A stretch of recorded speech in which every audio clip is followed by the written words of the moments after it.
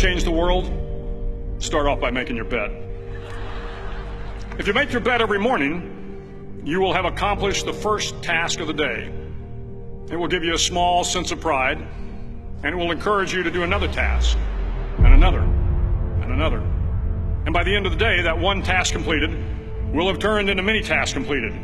Making your bed will also reinforce the fact that the little things in life matter. If you can't do the little things right, you'll never be able to do the big things right. And if by chance you have a miserable day, you will come home to a bed that is made, that you made. And a made bed gives you encouragement that tomorrow will be better. To pass SEAL training, there are a series of long swims that must be completed. One is the night swim. Before the swim, the instructors joyfully brief the students on all the species of sharks that inhabit the waters off San Clemente. They assure you, however, that no student has ever been eaten by a shark, at least not that they can remember. But you are also taught that if a shark begins to circle your position, stand your ground. Do not swim away. Do not act afraid. And if the shark, hungry for a midnight snack, darts towards you, then summons up all your strength and punch him in the snout, and he will turn and swim away. There are a lot of sharks in the world. If you hope to complete the swim, you will have to deal with them. So if you want to change the world, don't back down from the sharks. Over a few weeks of difficult training, my SEAL class, which started with 150 men, was down to just 42. There were now 6 boat crews of 7 men each. I was in the boat with the tall guys, but the best boat crew we had was made up of the little guys, the Munchkin crew, we called them. No one was over 5'5". The Munchkin boat crew had 1 American Indian, 1 African American, 1 Polish American, 1 Greek American, 1 Italian American, and 2 tough kids from the Midwest. They out-paddled, outran, and outswam all the other boat crews.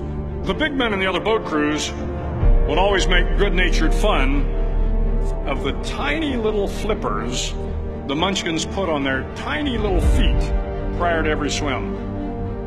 But somehow these little guys from every corner of the nation and the world always had the last laugh, swimming faster than everyone and reaching the shore long before the rest of us. SEAL training was a great equalizer. Nothing mattered but your will to succeed, not your color, not your ethnic background, not your education, not your social status.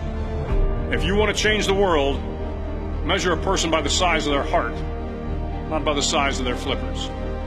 The 9th week of training is referred to as Hell Week. It is 6 days of no sleep, constant physical and mental harassment, and 1 special day at the Mud Flats. The Mud Flats are an area between San Diego and Tijuana where the water runs off and creates the Tijuana Sloughs, a swampy patch of terrain where the mud will engulf you. It is on Wednesday of Hell Week that you paddle down to the Mud Flats and spend the next 15 hours trying to survive this freezing cold, the howling wind, and the incessant pressure to quit from the instructors. As the sun began to set that Wednesday evening, my training class, having committed some egregious infraction of the rules, was ordered into the mud. The mud consumed each man till there was nothing visible but our heads. The instructors told us we could leave the mud if only 5 men would quit. Only 5 men, just 5 men, and we could get out of the oppressive cold. Looking around the mud flat, it was apparent that some students were about to give up. It was still over 8 hours till the sun came up. 8 more hours of bone-chilling cold. The chattering teeth and the shivering moans of the trainees were so loud, it was hard to hear anything. And then one voice began to echo through the night. One voice raised in song. The song was terribly out of tune, but sung with great enthusiasm.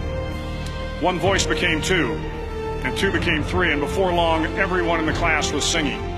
The instructors threatened us with more time in the mud if we kept up the singing, but the singing persisted, and somehow the mud seemed a little warmer, and the wind a little tamer, and the dawn not so far away. If I have learned anything in my time traveling the world, it is the power of hope. The power of one person, a Washington, a Lincoln, King, Mandela, and even a young girl from Pakistan, Malala. One person can change the world by giving people hope. So if you want to change the world, start each day with a task completed. Find someone to help you through life. Respect everyone. Know that life is not fair and that you will fail often.